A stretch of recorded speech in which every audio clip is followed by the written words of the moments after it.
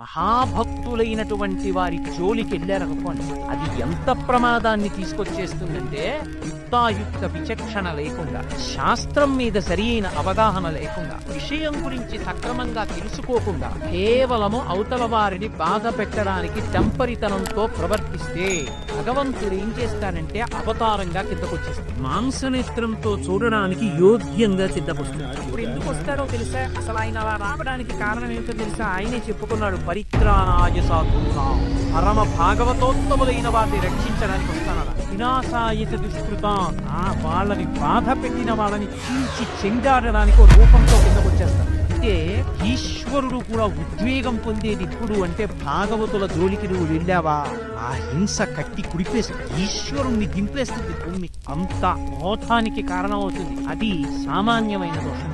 అందుకే ఎప్పుడైనా సరే భగవంతుణ్ణి నమ్ముకున్న భక్తుల